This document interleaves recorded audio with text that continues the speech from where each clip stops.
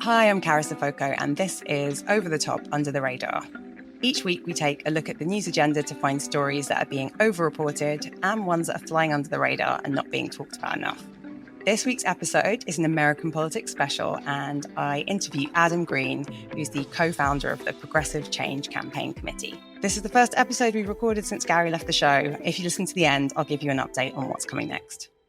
I am speaking to Adam Green, co-founder of the Progressive Change Campaign Committee.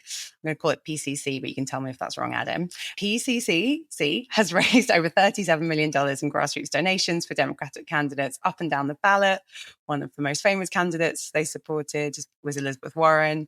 So, Adam, hi, thanks for coming on the show. Great to be here. We call ourselves the PCCC occasionally. PCCC, there you go. Mr. C off there. We have listeners from all around the world, but for those who aren't from the US, how would you explain what PCCC is?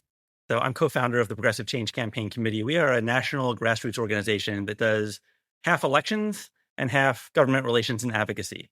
Basically, we try to adopt people early, really invest in their campaign, make sure a national network of progressives know who they are and can chip in to their campaigns, volunteer if they'd like to, and then when they're in office, work with them to make them effective. And I should say we focus primarily on economic populism issues, things that fight for working class people against corporate power. And these days, everything is a democracy issue. So democracy is front and center. You've got background in communications like me. How did you get involved in politics? How did you end up at PCCC? I took one of the least worldly majors possible when I was in university. It was called political communications. Learned nothing actually about the world, but learned a lot. It was basically a trade school for how to be a press person, a media person.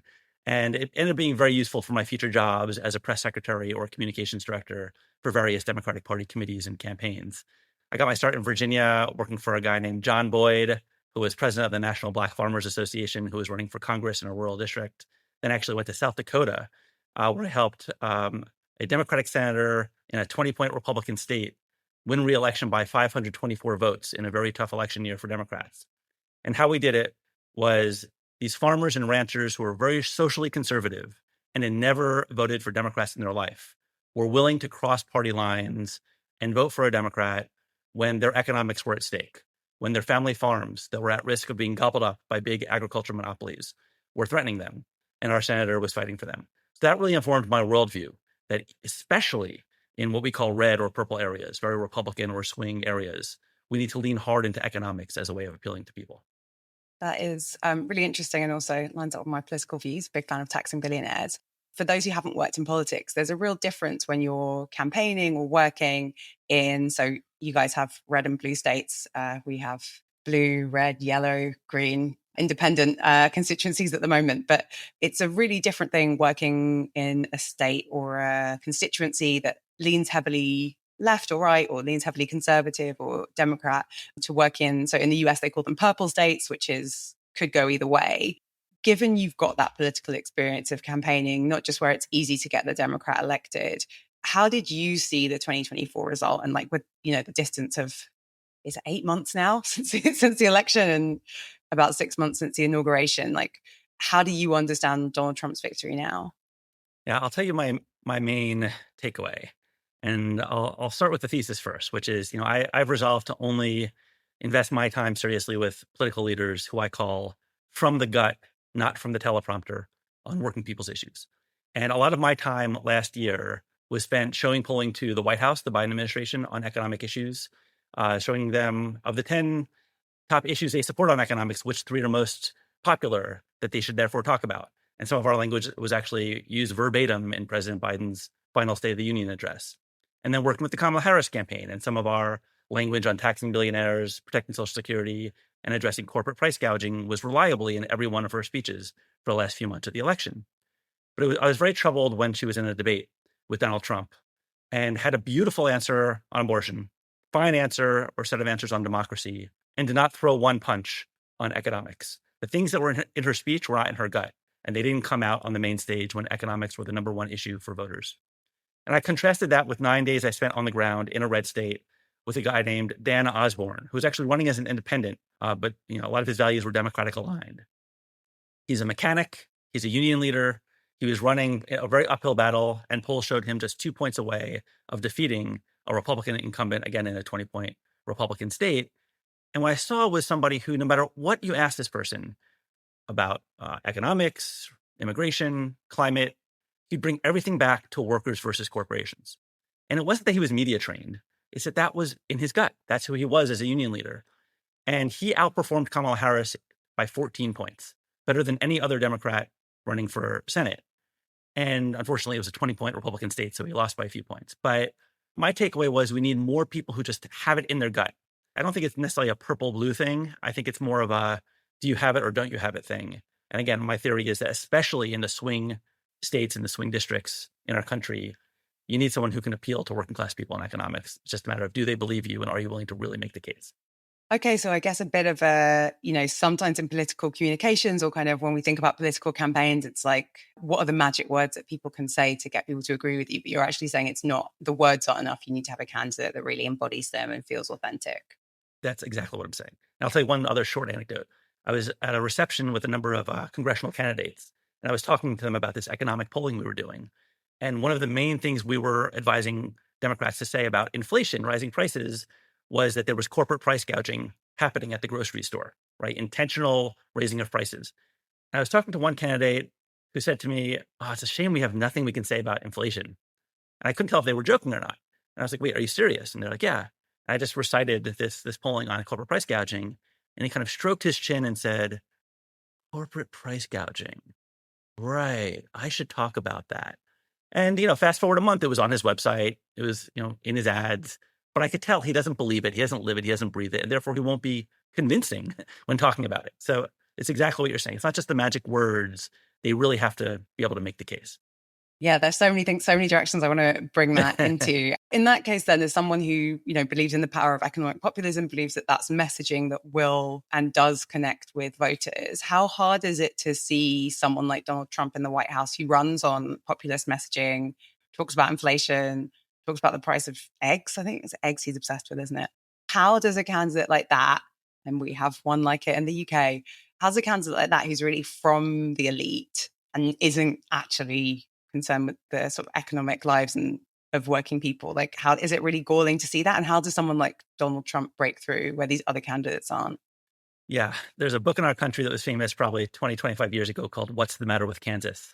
And one of my favorite lines from the book was a description of very working class voters getting angry, rolling up their sleeves, and marching in exactly the wrong direction. Right. And it's really sad to see that happen, to see people be abused and tricked into voting for someone who's a con artist and really picking their pockets under the guise of putting money in their pockets, especially in our country, the people who have blind faith in Donald Trump, who are willing to believe him when he says, "I know the prices are rising more for you and things are getting worse for you, but trust me, give me a little more time." And they're not at all skeptical. And it's a shame to think back on two elections now where he's won and where we could see progressives, economic populists could see him outflanking us on issues that we believe in because we didn't have candidates who were making the case. You would know as a practitioner how depressing that is to witness it on TV, to see Donald Trump in the debates seeming to be better on economics and working people's issues when it's so clear that he's funded by billionaires and trying to grift for billionaires like himself. So many parts about this issue, but it is certainly depressing. And that's why, I don't like being written off as the left. If the Democratic Party listens to those who are advocating for taking on corporate power and fighting for working people, we would have somebody else in the White House right now and a lot better fortunes for working people. Yeah, and I think it's something that is certainly applicable in the UK at the moment. We met when you were in the UK recently. We've got a sort of, well, I'll use the language. We've got, a centrist or centre-right Labour leadership who won a huge majority last year, landslide. But everyone says, it was kind of a mile wide and an inch deep. So we're a year on from that election. Keir Starmer, our Prime Minister, is incredibly unpopular. And we have Nigel Farage, friend of Donald Trump, who is banging the drum on immigration, who he himself uses a lot of economic populist kind of narratives, even though he is backed to the hilt by wealthy people who don't want to pay tax. And in a really similar way, there's the reaction to that from the Labour leadership, from the Prime Minister, is really to try and kind of wear the clothes of the right-wing candidate. So we see lots of messaging about immigration, about being tough on immigration, and very little done about corporate price gouging. We have a number of industries in the UK that have been privatized. Our water is privatized. I don't think you guys even have that in America. And the small number of companies that run our water system have been extracting millions of pounds and literally dumping sewage in our water for years. But we've got a Labour government that won't talk about nationalising the water, won't talk about being tough on those companies. From your perspective, what do you think it will take for progressives to really lean into economic populism? Do we just need new candidate? Does going up to politicians, holding the polling up to them, does it work? Well, first, actually, let me ask one question to you. I heard this week that there's 100 or so Labour MPs who are on a WhatsApp group who basically expect to lose their next election and therefore are kind of like YOLO, you only live once, let's do the right thing. But is that true? It's always hard to know with the WhatsApp groups unless you're in them. There are definitely, I think there are so many new MPs that got elected last year who weren't in Parliament before. And because we won so many, I'm still a Labour Party member, because we won so many seats, there are people in areas that, the majorities aren't huge. So my understanding is that, there are the existing factions that we had in the party. The campaign group, which is traditionally very socialist Labour MPs. Jeremy Corbyn was from that. We have Progress, Labour First. And then my understanding is there's a more amorphous group, which probably is organised in the WhatsApp group. I don't know about in the US, but British politicians bloody love a WhatsApp group, even though they constantly get leaked to the media. So there is a sense that there are people willing to rebel on some issues. We haven't seen that in a substantive way yet, although we have seen a couple of rollbacks on cuts to benefits for people in the UK that suggest there has been lobbying.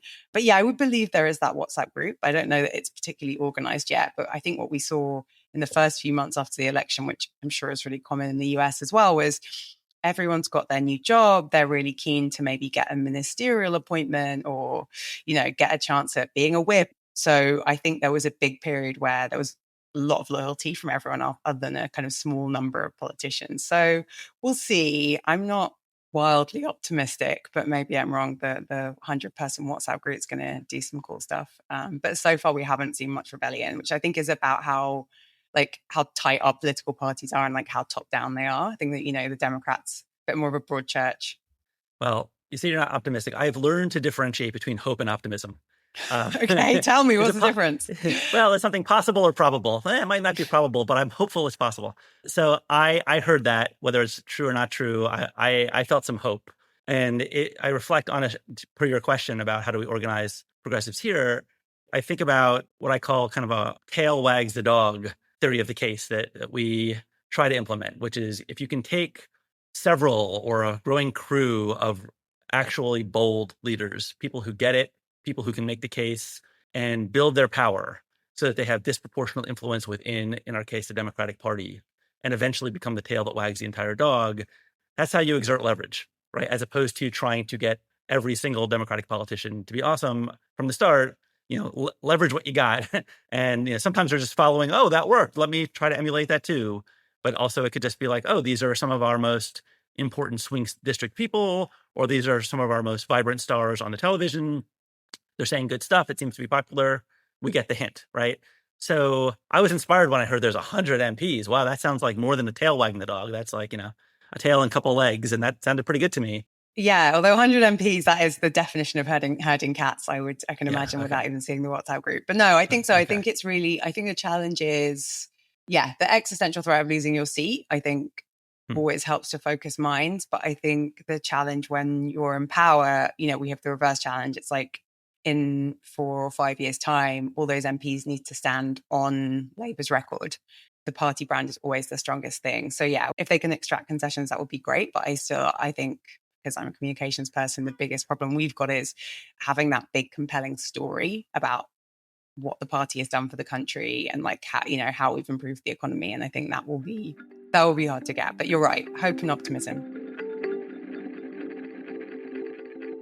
Thank you so much to everyone who signed up to support the show on Patreon. We've got 13 new paying Patreon subscribers. So I want to give a big shout out to Trevor, Ivan, Emma, Alistair, Rob, David, Mary, Ben, Joseph, Anu, Mark, Ife, and Kate.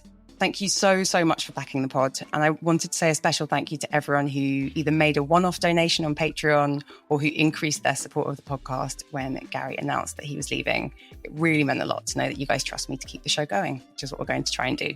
We rely on Patreon support to keep the podcast running. So if you can afford to support the show, please go to patreon.com/overthetop under the radar. Right now, we don't have enough supporters to keep the podcast going long term. So if you enjoy the show and you think that there is value in having independent left-wing media, please consider supporting us. I'm going to jump into Zohran Mamdani because I think that it connects to a lot of what you're talking about. I think for lots of us in the UK, we've been like watching on Instagram and the news with excitement to see that a really young, relatively unknown left-wing candidate has won the Democratic primary to stand to be the mayor of New York, to run to be mayor of New York.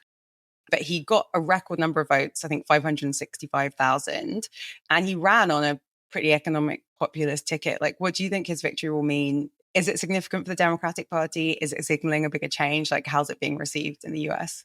Our organization did endorse Zohran, and do think you're right that he stands for so many lessons. One is clarity of message, another is having the right message, and a third is having a shake up the system vibe.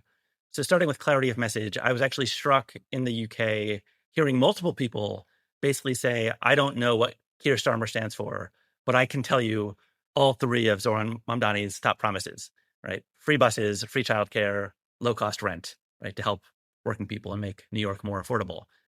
I was really surprised by that. I know that there's ripple effects in the United States, but I love the fact that there was such clarity of message that it's crossed the pond. It wasn't just a message, it was a good message, right? It really spoke to what people are feeling. In our country, there are some people who, if they take a job, the job pays less money than what they have to pay for childcare.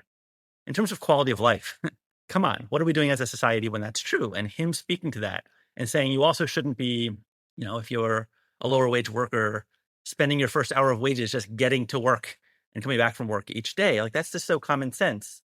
What's interesting is that these are actually not cookie cutter boilerplate issues that lots of people are running on, and he happened to be successful. And I think that actually speaks to my third point, which is shaking up the system. It felt different. He felt like an outsider. And the fact that people like Bill Clinton and other establishment insiders attacked him gave him the imprimatur of being an outsider. And the fact that they're still attacking him and the billionaires are still mad, even though he now has the Democratic Party label, right, which is the equivalent of having the Labour Party label in Britain, he still has his outsider sheen because the old guard is attacking him. So that's actually helpful, right? Ironically. So some people say sometimes, oh, we need democratic unity. Actually, it might be good if the rich billionaires and the old guard class are attacking some of the younger, vibrant talent to send a signal to voters who are starting to pay attention that, oh, if I want something new, if I don't believe the Democratic Party of old, this is someone I can get behind. I think it's really interesting, that point about shake up the system. After AOC, Alexandria Ocasio-Cortez, was re-elected in 2024, she did a very scientific, I'm sure, Instagram poll asking people who'd voted for her and Donald Trump why they'd voted for both of them. And something that I think is really interesting, and I think in the UK feels really surprising to commentators, is the idea that you could support, is the idea that Joe Rogan toyed with the idea of supporting Bernie Sanders and supported Donald Trump. And I think you've kind of hit the nail on the head with this idea of being a shake up the system candidate, right? And that being someone who's like, this isn't working, let's tear it up. You can come at that from a left or a right perspective. From focus groups, from knocking on doors, there is a growing number of people, like in many democracies around the world, who just feel a bit of like, this isn't working and I want something that's going to be dramatically different. Do you think that appeal is key for the Democrats going forward? I think it's essential across nations going forward. And I'm so happy and impressed that you know that anecdote about AOC. It really is my favorite anecdote of kind of post-election analysis. People saying, you're both outsiders, right? You're not the establishment. And I think that's another reason to defy some of the left, right, center stuff. If you're picturing a graph and, you had the left and the right, I would picture actually a y-axis where there's outsider and insider.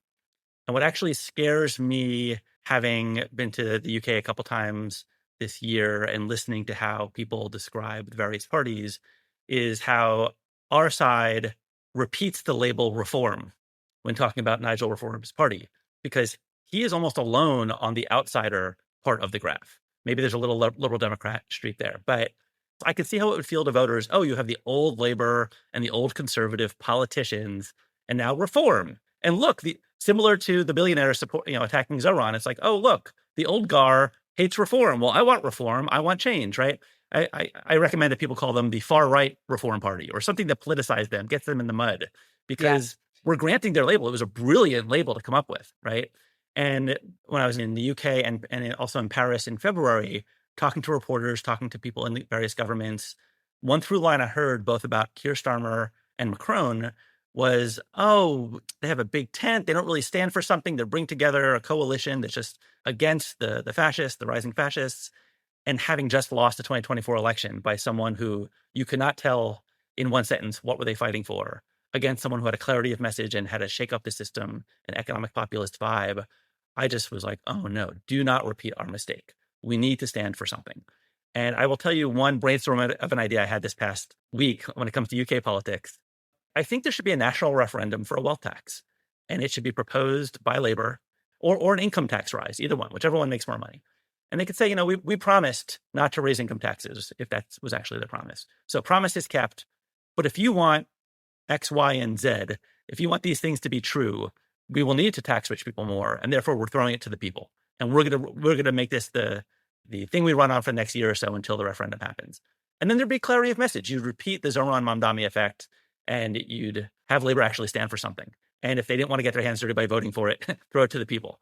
Why not do that? What's the argument against it? I would love to hear it by somebody, but it just seems like people need to know what Labor stands for. It's not going to come from me. I'm always going to be for taxing the billionaires and taxing the wealthy. Yeah. I think it's interesting, but I think it also touched on the point of there's like a proactivity to that idea. We had the Brexit referendum in 2016, which was, all of your problems are because we're part of the European Union and you can have more money for the NHS if we leave the European Union. And elements of the Conservative Party now have kind of refocused that on the European Court of Human Rights. So yet another niche internationalist vehicle that is the cause of all of our problems. And, we've got all these terrorists and criminals here because we're a member of the European Court of Human Rights, which is nonsense.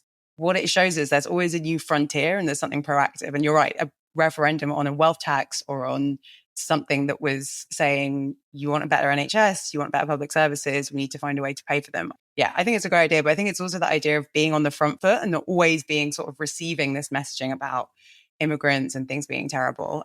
New York is a very unique place in lots of ways, and it's quite a progressive city. Do you think there are lessons from Mamdani for the rest of the US? Do you think that those lessons will be learned, given that there are elements of the Democratic Party attacking him and potentially there will be wealthy people supporting Eric Adams, which feels wild?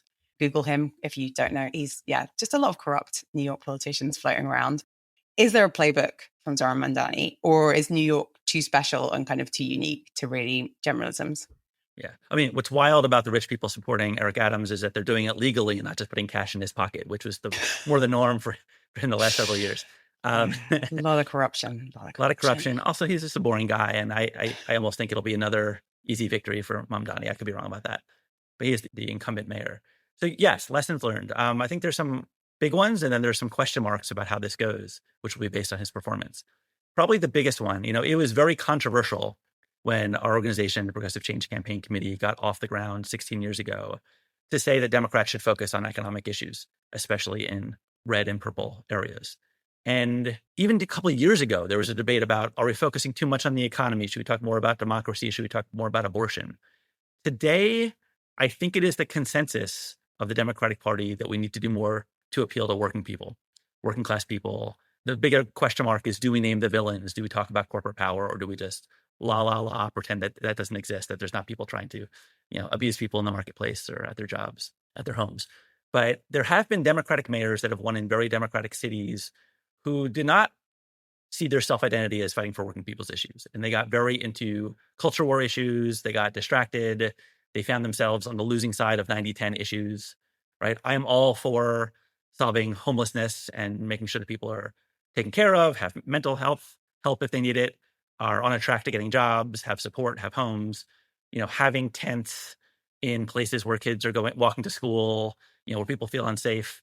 It shouldn't be controversial to say that that shouldn't be true. People should feel safe in their city. The front door, the poster of the city shouldn't be, things that just feel, unsafe or sketchy. I remember once I had an Airbnb in San Francisco, and I walked down a path to get an Airbnb, and there was someone shooting a needle right in front of my door. And I was like, oh my gosh, what's that? That shouldn't be what people think about when they think of democratic governance. They should think it's easier to get to work, more affordable to take care of my child, I have more money in my pocket, better food on my table. That is actually unique, even in a democratic city, for him to be so laser focused. So hopefully, again, tail wags the dog, people get the hint that that's how we have to campaign and then govern. And probably the biggest knock against him by people who just take a very technocratic approach to critiquing him, as opposed to some of the more odious approaches, or is just saying, he's 33 years old. He's never run anything before. It's a big city. Can he actually manage a bureaucracy? And that's the biggest question. So I would sum it up by saying the ceiling is very high and the floor is very low for him. If he succeeds, it will be so good for progressives. It will stand for the proposition that not only can we campaign, but we can govern as strong economic populists and hopefully inspire the nation. If he doesn't succeed, it's just one more step backwards for progressives, right? It's one more excuse for them to oppose us, even in blue areas, saying, we need more, quote unquote, centrist, moderate, corporate funded people just who can get stuff done and aren't trying to do ambitious things. So we'll see. But I really do hope that he can be a guiding light for the Democratic Party, both in campaigning and governing. No pressure, Zohran. I mean, I guess No that's pressure. always the case. Yeah, it's always the case for the left, isn't it? Like if we fail once, it's because we were too left wing, and centrists seem to be able to fail constantly and still be the answer. What do you think that is? I mean, the UK, I think that's a lot about the political media that we have. I mean, you might have it in DC as well. We have lobby journalists. So they're the people that cover politicians. They all sit literally in the same part of Parliament. You go through this kind of like weird rabbit warren and they're all sat next to each other. They're all this same press corps. Their journalism is really about relationships with political staffers and politicians and getting inside tips. And like in some ways, they're like gossip reporters. And I think there's a real consensus that forms and a real groupthink. And then, I just think most of UK media, it skews pretty right wing. Most of our tabloids are right wing. We have a couple of like liberal left wing media outlets. But I think that, the political establishment skews right and skews center, which is why you saw so much kind of pearl clutching and just horror when Jeremy Corbyn became leader of the Labour Party, because his politics just didn't reflect the sort of political elite and political media. So I think that'll be like my short answer. Yeah, and I think also there's somehow this idea of being a moderate or being more in the center is seen that you're the grown up, and that left-wing people are these crazy idealists. And so we're the sensible ones. We're the ones who get things done. I mean, it'd be interesting to see with Keir Starmer. That kind of was the sum total of his pitch. And I wonder if that is a script that was working 20 years ago. And now that in so many countries, it feels like nothing is working and that the problems we face are big and systemic. I wonder how much a sensible grown up is what people want, right? And how much people are more like none of the above, shake up the system. But yeah, I guess that would be my take. In the US, is it also about funding and like money? Yeah. Well, first, I think that's a really astute analysis. And I just think anybody listening right now should spread this podcast elsewhere. More people need to listen to this podcast. Thanks, Adam. Free promo. Love it. That's such a smart point about kind of the grown-ups in the room, the corridors of power.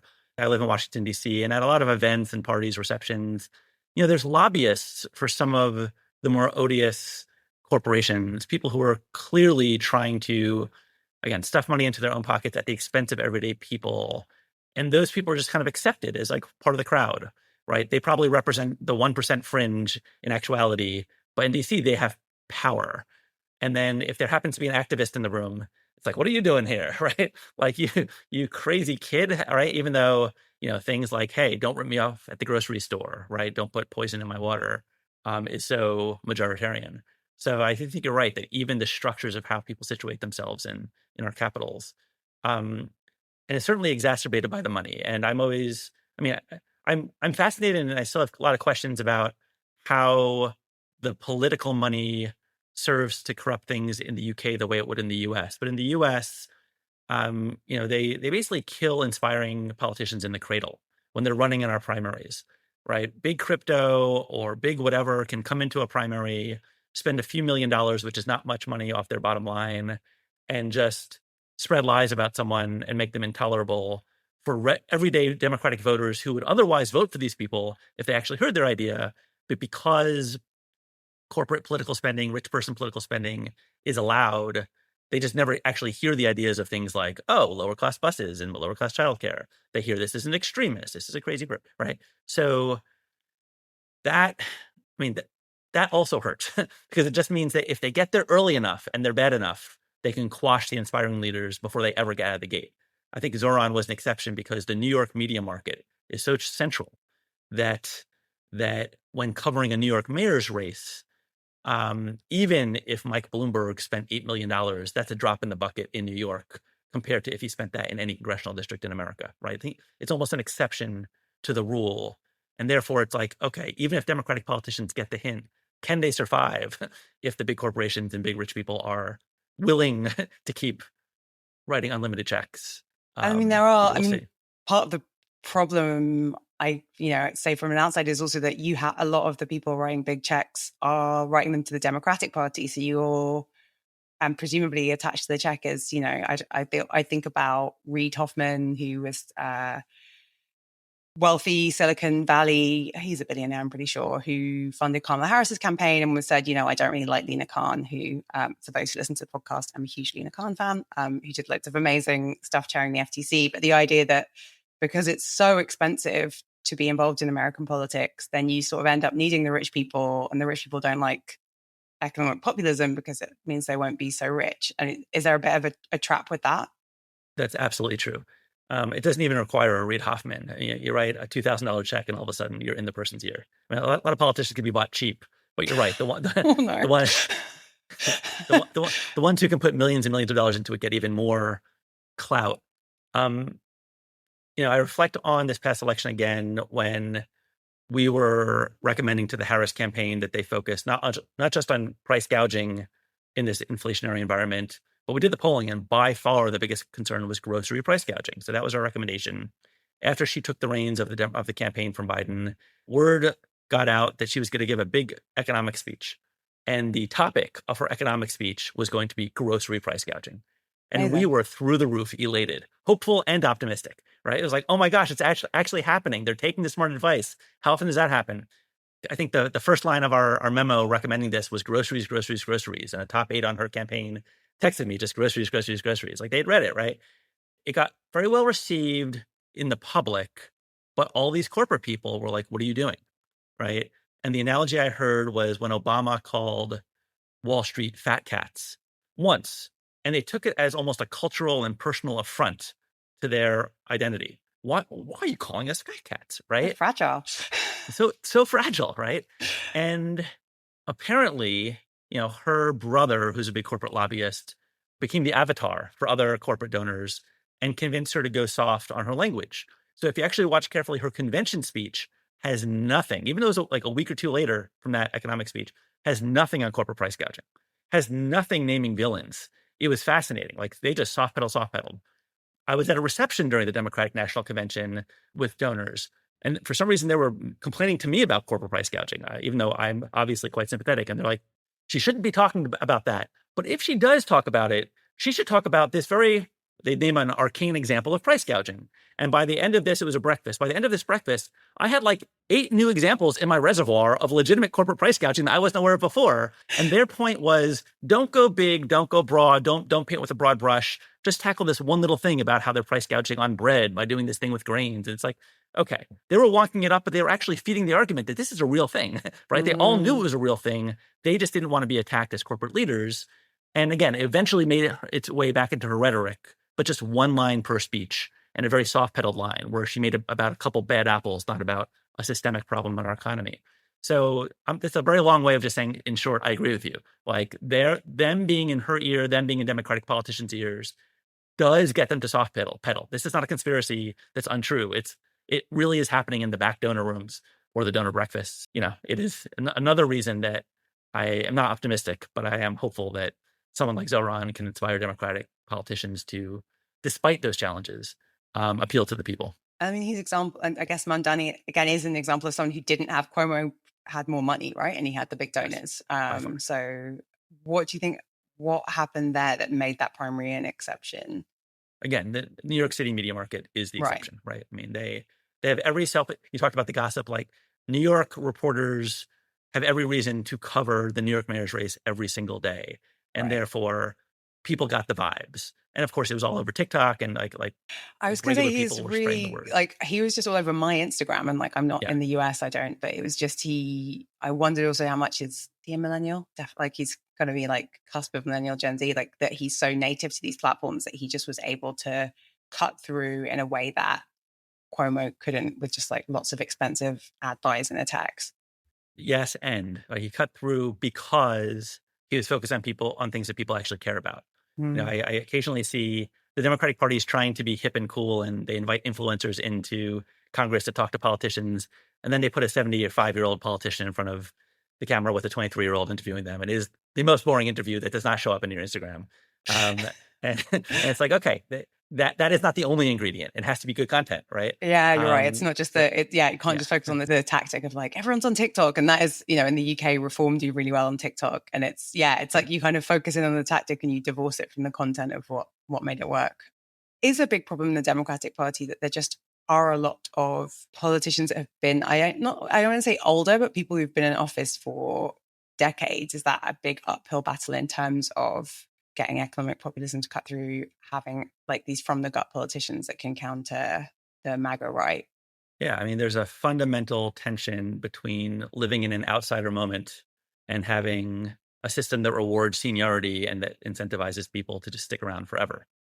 How can Chuck Schumer, who's been in Congress since, I believe, the 80s and the Senate since the 90s, how can he channel in any authentic way an outsider shake up the system vibe? That will never happen, right? Even if he had good policies. And I've actually been grappling with this question of proposing good policies that I agree with within a broken system versus proposing systemic change in order to get even better results for people, right?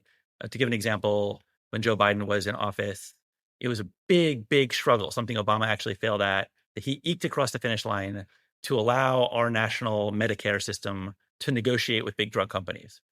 And what he achieved was, okay, on 10 drugs, they can negotiate, right? Right? And it might be 10 per year. It might be 10 different ones per year, but I mean, there's a lot of drugs out there. There's a lot. If you think about price gouging, I mean, that's a drop in the bucket in the grand scheme of things. And of course, his administration focused on the most expensive drugs and tried to, trim them. But again, pharma lobbyists are at the parties and receptions in DC. They're going to the offices. They're giving the campaign checks. They have too much power. What's the difference in our country between me, as we interview people to endorse, saying, I support that provision, we need negotiated drug prices, versus pharma has too much power. We need to shake up who can give money in the system. We need to shun these people from our offices. We need to take away their power so that we can have a gusher, not a drip, drip, drip of better impact on people. I've just been grappling with that question recently in terms of like, what are my expectations for candidates? And does that scale? Maybe one person can say it. Can I imagine 200 Democratic candidates running for Congress saying that? I don't know, but I think that is a conundrum of our times. Old school insiders defending a system, even having good policies or values, versus channeling outsider rage and vibes. Interesting thing that you've touched on there. You talked about when you're interviewing candidates. We don't really have equivalent. I'm assuming you've got a PAC, a political action committee. Like, how does it work? The nuts and bolts of your job. How do you decide who you're going to endorse? To people like write in and say, I'd like you to give me some money, please, Adam? Are you like talent spotting people? Like, how does it work? Fair point. Our party leader is not picking the entire slate. So sometimes people come to us. Sometimes people who know about us say, hey, can I introduce you to this candidate? Sometimes we hear about them or see them in the news or on Instagram and reach out to them. And one way or another, myself and my co-founder, Stephanie Taylor, someone from our electoral team, interview these folks and they fill out a questionnaire. And we can really tell, honestly, within the first 5 minutes of an interview, what their vibe is. Are they authentic? Are they comfortable with themselves? Do they really feel it? Do they think small or think big? I've taken to making the first question that I ask people, who is the villain in your story? And I could almost tell just from the reaction on their face, whether that is a scary thing for them or whether they delight in being asked that question, whether they're kind of making something up on the spot or they actually have a cogent narrative about heroes and villains, right? I ask people, imagine a superhero movie where all the superhero does is fly around the city all day doing nothing versus, a story where they actually fight people. If you want to have a compelling drama, you have to have fights. And that's why, again, I think the current debate in the Democratic Party is not, do we focus on working people's issues, but do we name the villains? Do we pick fights? And you've identified the biggest counter pressure, which is the money. It's very easy for people to say, let's just have economic growth for everybody. I'm fighting for everybody, as opposed to saying, no, there are some bad actors who are taking away your money, who are abusing the rules, who are polluting your water, who are just polluting your economy, who are buying politicians to rip you off. Like, they're wrong. You're right. We're going to fight for you. Like, those are different things. And that is what we look for when we interview people. So our website is actually boldprogressives.org. Not just progressives, but we want people who will be leaders, who we really feel it. And again, there is a problem of scale. There aren't enough to have a majority in Congress, but if we have enough to be a posse, to be a group that can be the tail that wags the dog, that's a place that we could start with when we think about actually changing, how power exerts itself and how progressives have leverage. My final question is, so politics is obviously pretty scary and awful in the US at the moment. What makes you optimistic? What makes you hopeful? And then what do you do when you want to escape from the world of politics? I had a failed experiment of trying to escape to the UK and Paris earlier this year. And all I could do was talk to people about Trump. So that was not the right way to do it. Personally, I've gotten into kayaking, which is very nice, out on a river or a lake. And where do you kayak? Oh, on a river. Okay, nice. Can you do that in DC? Actually, it's the Potomac River, yes. A nice, tranquil river. I wouldn't recommend swimming in it, but it's fine to kayak in. It really clears the mind, even on a stressful day. Politically, I come back to this thought of, if we have a country in several years, I feel like there are some inspiring leaders on the horizon, right? The first Gen Z member of Congress, Maxwell Frost from Florida, the new Congressional Progressive Caucus Chair, Greg Kazar from Texas. There's a lot of just vibrant leaders out there who are credible. They can make the case. They're beloved when people hear them. Our organization actually runs a training program for people running for state and local office, people running for their first school board race, who then will graduate to Congress down the road, if we have a Congress and fair elections down the road. The thing that gives me heartache is just the system is so rigged and the time is so short that a lot of things have to go right to preserve any semblance of normal. I'm pretty much of the opinion that whatever we thought about as normal 5-10 years ago, we have to rethink normal. Technological changes themselves are going to change everything in our lives, but the old rules of politics are out the door. The collegiality, even the reliance on truth, can't be is a thing of the past. So I don't know. I'm hopeful but not optimistic, honestly. And I think, but the thing that does give me hope, more hope, is seeing how in this country, when it felt so bleak at the beginning of the Trump administration, when it felt like he had this billionaire on his side who would whack anybody who popped their head up, even among Republicans. And it was kind of checkmate when it came to just pushing things across the finish line, dismantling departments, doing things that were flagrantly illegal. People showed up and protested. And eventually they expanded that to protesting at Tesla. And at the time, it was like, oh, is this fruitless? Is this ever going to have an impact? And it actually did. And Republican politicians stopped having town hall meetings because they couldn't take the hit of hearing from even the Republican constituents that the things that Trump was doing was unpopular. And eventually, Tesla's stock price went down. Elon Musk went from hero to villain in the Republican Party and had to leave the government. We're not there yet. There's still a lot of bad stuff happening, but it does say to me that doing something is better than not doing something. And those of us who have venues like this, or organizations, or just places in our community where we can go to protest, anybody who has a skill that they can add to the cause, collectively, it does matter. So that gives me hope. And I really do want to believe that the people fighting back can save our democracies. Well, thanks, Adam. I think that's a lovely note to end on, alongside the kayaking. Thank you so much for coming on the show. It's been an absolute pleasure. And where can people find you and follow you? Again, boldprogressives.org is our website. That's also our general handle. I'm at Adam Green on most social media. And it's been a pleasure talking with you too. Thank you for providing this genuine service for so many people. It's important. Thank you for listening to Over the Top, Under the Radar. And thank you to everyone who shared their opinions about the future of the show. This is the first episode we've recorded since Gary left. And we're going to take a short break over the summer to work out a new format for the podcast now that Gary's gone. So this is the last episode you're going to have on your feeds until the end of September. If you're a Patreon subscriber, you'll get one more bonus episode. And if you want to know more about what's coming up and any behind the scenes info about what we're doing to revamp the podcast, you can sign up to our newsletter at overunderpod.com.